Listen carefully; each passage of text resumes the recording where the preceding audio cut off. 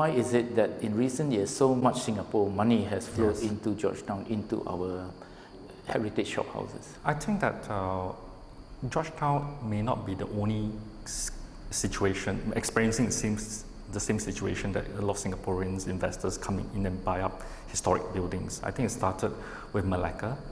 And in Malacca, probably in the 1990s, we started to have a lot of Singaporeans buying up properties in Malacca, the old town Malacca, and converting them into some sort of a small-scale hotels. Of course, there's some boutique hotels, and there are money to be made, right?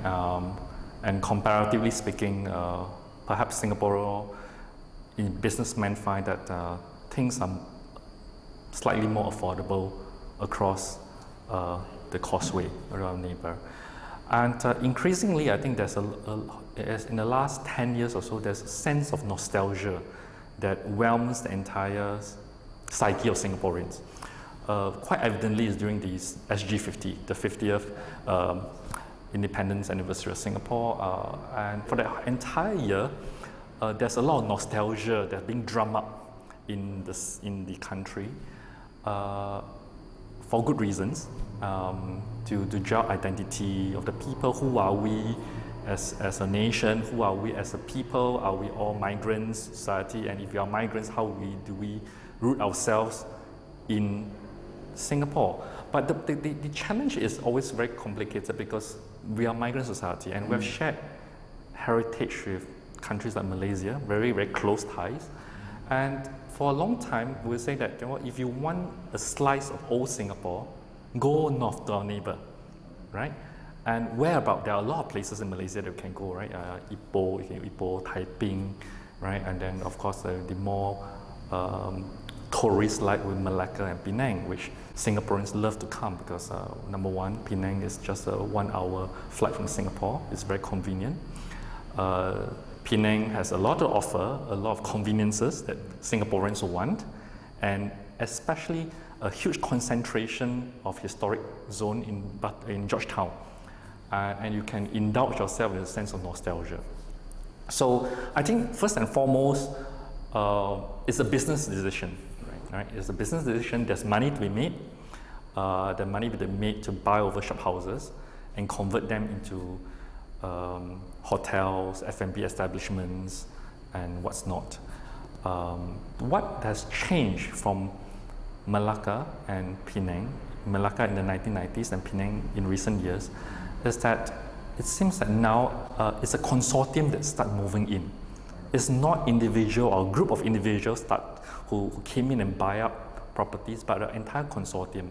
And being a consortium, they have immense amount of resources, financial resources, and they can buy a whole row of shop house.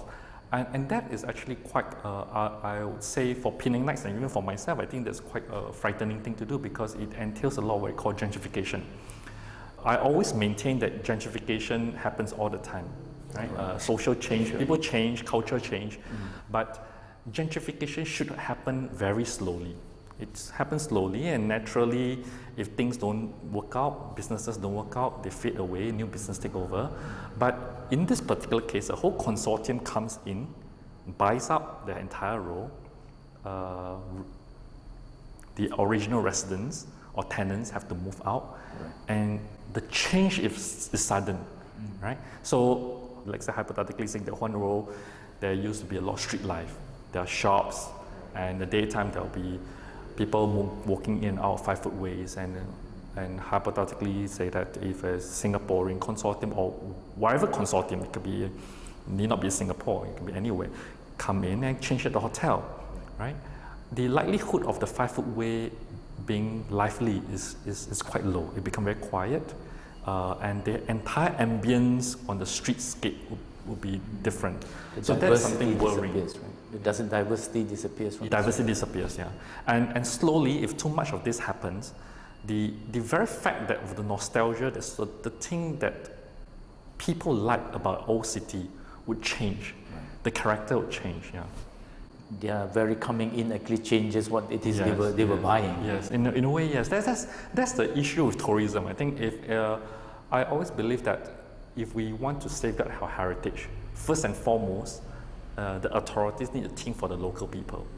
And if it works for the local people, tourists will follow. And if we think for the tourists and allow investment for the tourists, sooner or later, the commercial entity will then suck up all the gains, and when there's no more demands, they just move out. And who suffers is the locals that will suffer.